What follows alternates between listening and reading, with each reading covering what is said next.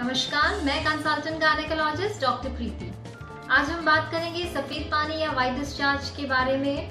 बार बार होने वाले white discharge या सफेद पानी की शिकायत से आप कैसे बच सकते हैं। उसके पहले सबसे पहले जानना जरूरी है व्हाइट डिस्चार्ज होता क्या है। वजाइना में और सर्विक्स में कुछ ग्लैंड्स होते हैं, ग्रंथियां होती हैं जिनसे डिस्चार्ज रिलीज होता रहता है, सिक्रीशन होता रहता है। इसी को व्हाइट डिस्चार्ज कहते हैं।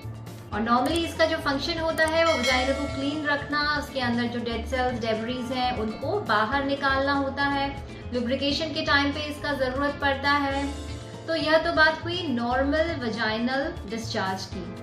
मेंस्ट्रुअल साइकिल के अलग अलग दिनों में इसका कंसिस्टेंसी, इसका अमाउंट जो होता है वह अलग अलग होता है। तो ये नॉर्मल डिस्चार्ज से अबनॉर्मल डिस्चार्ज कैसे डिफरेंट होता है और कैसे आप जान सकते हैं कि यह अबनॉर्मल डिस्चार्ज है और इसके लिए ट्रीटमेंट की आवश्यकता है। तो अगर यह डिस्चार्ज एसोसिएटेड है, यानी कि इसके साथ अगर होता है इचिंग है, इरिटेशन है, बर्निंग है, फाउल स्मेलिंग यानी कि बैड स्मेलिंग डिस्चार्ज हो रहा है, या फिर इसके साथ साथ में आपको बुखार आ रहा है, या लोअर एब्डोमेन में या नीचे के पेट की तरफ आपको दर्द हो रहा है, या फिर इसका अमाउंट इतना ज़्यादा है कि आपको बहुत प्रॉब्लम हो रही है, आपके जो अंडरगारमेंट्स हैं वह स्टेन हो जा रहे हैं, आपकी day to day life hamper हो रही है। तो अगर ये सब सिम्टम्स या लक्षण एसोसिएटेड है डिस्चार्ज के साथ में, तो आपको कंसल्ट ज़रूर करना चाहिए अपने डॉक्टर के साथ।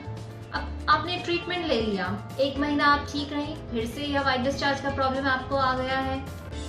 तो यह बार बार होने वाले व्हाइट डिस्चार्ज की प्रॉब्लम से आप कुछ सिंपल प्रिवेंशन मेथड्स हैं उनको इस्तेमाल करके आप इनसे बच सकती हैं।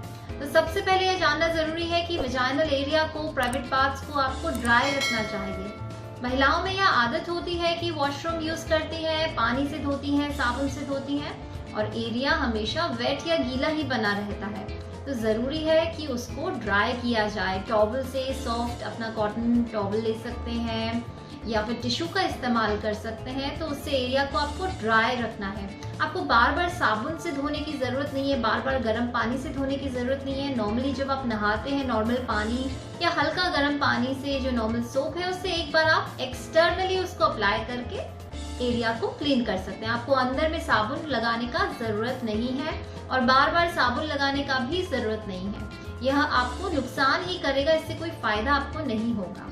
अब बात करते हैं कि जब एरिया को आप ड्राई करेंगे तो डायरेक्शन क्या होना चाहिए। डायरेक्शन बहुत ही इम्पोर्टेंट है। आपको आगे से पीछे की तरफ हमेशा एरिया को क्लीन करना, ड्राई करना है, क्योंकि आपको जो एनस है या जो पॉटी का रास्ता है उसके तरफ से अगर आप आगे की तरफ जाएंगी तो उसके साथ साथ में आप इन्फेक्टिव बैक्टीरियाज को भी ले जाएंगी। तो हमेशा ध्यान रखिए यूरिन या वजाइना के रास्ते से की डायरेक्शन से आप पीछे की तरफ पॉटी का रास्ता या एनस की तरफ क्लीन करेंगी, यानी आगे से पीछे की तरफ। कई महिलाओं में देखा जाता है वह डूश का इस्तेमाल करती हैं, लिक्विड्स को इंटरनली यूज करती हैं, तो उसे अवॉइड करना चाहिए।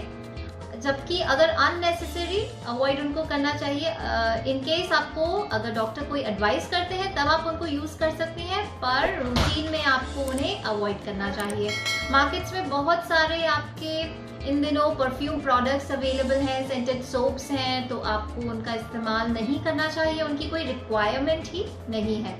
मेंस्ट्रुअल साइकिल के दौरान मेंस्ट्रुएशन में महिलाओं में देखा गया है सैनिटरी पैड्स काफ़ी लंबे समय तक इस्तेमाल करती हैं। ब्लीडिंग कम है तो 12-12 घंटे तक वो सेम पैड यूज़ कर लेती हैं। तो इसलिए इनको आपको अवॉइड करना चाहिए। आपको 4 से 6 घंटे के अंदर इनको चेंज कर लेना चाहिए। बैरियर कॉन्ट्रासेप्टिव को आपको यूज़ करना चाहिए। अगर बार बार व्हाइट डिस्चार्ज की शिकायत है तो फिजिकल रिलेशन के दौरान आपको कॉन्डोम्स या बैरियर कॉन्ट्रासेप्टिव्स यूज़ करने चाहिए। खान पान की अगर बात करें, डाइट की बात करें, तो आपको इसमें हरी सब्जियों का सेवन करना चाहिए, फ्रेश फ्रूट्स का इस्तेमाल करना चाहिए, प्रॉपर हाइड्रेशन ज़रूरी है। दही जिसमें काफ़ी अच्छे प्रोबायोटिक्स हैं उनका आपको इस्तेमाल करना चाहिए। आपको लूज अंडरपैंट्स या अंडरगारमेंट्स का इस्तेमाल करना चाहिए। आपको कॉटन पैंटीज़ का इस्तेमाल करना चाहिए क्योंकि ये काफ़ी एरेटेड होता है, इससे काफ़ी वेंटिलेशन प्रॉपर रहेगा, पसीना इकट्ठा नहीं होगा। टाइट लेगिंग्स, जीन्स आपको थोड़ा अवॉइड करना चाहिए। लूज गारमेंट्स का इस्तेमाल करें। इसके अलावा देखा गया है अननेसेसरी एंटीबायोटिक्स लोग इस्तेमाल करते हैं, बिना डॉक्टर की सलाह के ओवर द काउंटर एंटीबायोटिक्स खरीद लेते हैं और उनका सेवन करते हैं, क्योंकि एंटीबायोटिक्स अननेसेसरी अगर आप खा रहे हैं तो अच्छे बैक्टीरिया के साथ साथ में वह उनका भी किल कर देती है, अच्छे बैक्टीरिया को बुरे बैक्टीरिया के साथ में उनको भी हटा देती है। जैसे कि आपने देखा है कई बार एंटीबायोटिक्स खाने के बाद में डायरिया हो जाता है, लूज मोशन हो जाता है, क्योंकि वह अच्छे बैक्टीरियाज भी खत्म हो जा रहे हैं। इस वजह से अननेसेसरी आपको एंटीबायोटिक्स का इस्तेमाल नहीं करना चाहिए। कई बार देखा गया है डायबिटीज की समस्या रहती है तो आपको प्रॉपरली शुगर को कंट्रोल रखना चाहिए, बार बार टाइमली इसका इन्वेस्टिगेशन आपको करवा लेना चाहिए। हाइड्रेशन आपका बहुत ज़रूरी है।